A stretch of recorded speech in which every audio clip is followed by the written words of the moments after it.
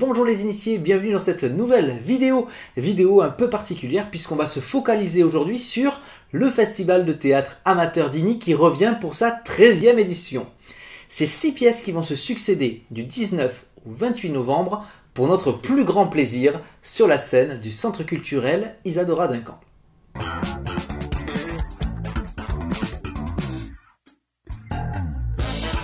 Et ça commence dès le vendredi 19 novembre, donc vendredi soir à 21 h, et c'est la troupe des Chemins d'Arlequin qui a l'honneur d'ouvrir le festival avec la pièce Ticket Gagnant. Ticket Gagnant, c'est une pièce écrite à 6 mains par Sylvie Alera, Jocelyne Pelé et François Roussio, et qui va être mise en scène par Christian Aymar.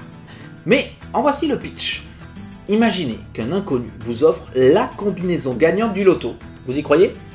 Non?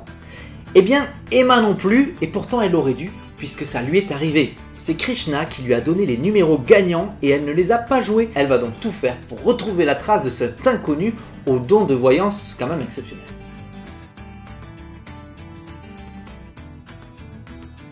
Le samedi 20 novembre, ce sera au tour de la troupe des Pieds Plats de rentrer sur scène à 21 h avec la pièce de Joël Beaumont, Pièce montée. Ici, on se retrouve en mai 1954. Maurice fête ses 14 ans et il apprend la mort tragique de son père en Indochine. C'est là qu'il décidera de tout quitter pour devenir cuisinier. Cette pièce, c'est donc l'histoire d'une fresque familiale qui se déroulera pendant toutes les années 60 jusqu'en 1995. Pièce montée sera donc jouée par la troupe des Pieds Plats, mise en scène par Gérard Bessières à 21 h samedi 20 novembre.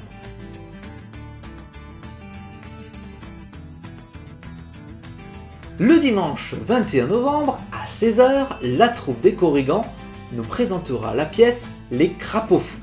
Les Crapauds Fous, c'est inspiré d'une histoire vraie, et c'est une pièce qui a été écrite par Mélodie Mouret, et cette fois-ci elle est mise en scène par Sylvie Échalier. On est en 1940, à Rozwadów, en Pologne. 2 jeunes médecins mettent au point un ingénieux système pour berner les nazis et empêcher la déportation de tous les habitants du village. Je ne veux pas vous gâcher la surprise, mais je peux vous dire que le système, en plus d'être ingénieux, est complètement fou. Dans cette histoire qui oscille entre 2 époques, on va croiser une vingtaine de personnages pris dans les rouages d'une machine vertigineuse. C'est donc dimanche 21 novembre à 16 h.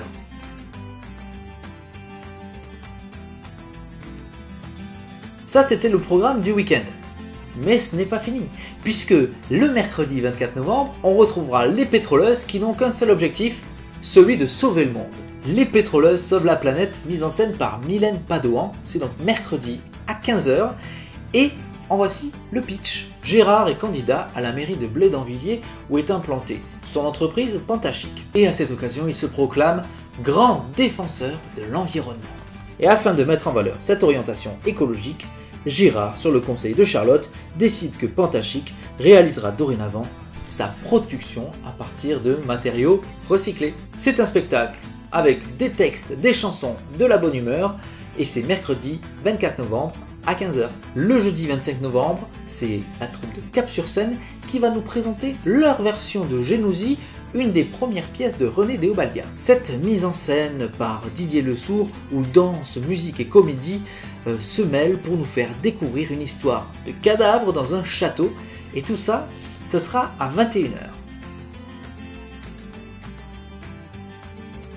La dernière pièce du festival, ce sera le 27 novembre à 21 h et on retrouvera les Chemins d'Arlequin pour la pièce Le Matelas. Cette fois-ci, ils vont donc tout raconter. L'histoire d'un matelas à mémoire de forme, mais pas que.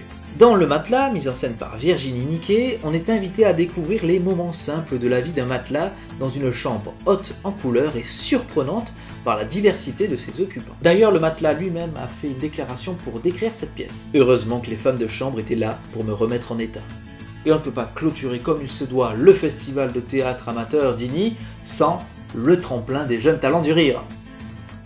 Pour sa 7e édition, le tremplin va accueillir 8 participants aux univers différents qui ont une mission de la plus haute importance, vous faire rire.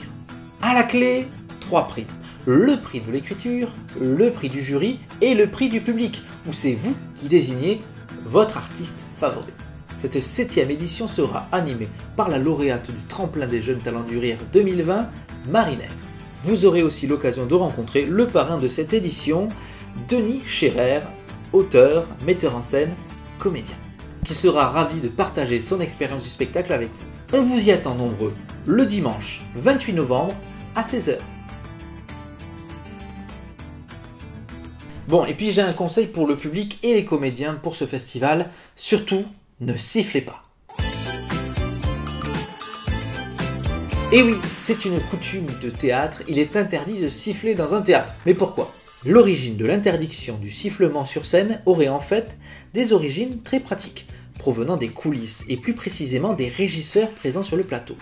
Ces derniers utilisant en effet le sifflement comme signal pour effectuer les changements de décor, mieux valait ne pas créer la confusion en utilisant ce son.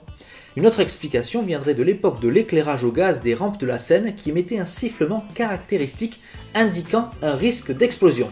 Et voilà, c'est tout pour aujourd'hui. Merci beaucoup d'avoir regardé cette vidéo.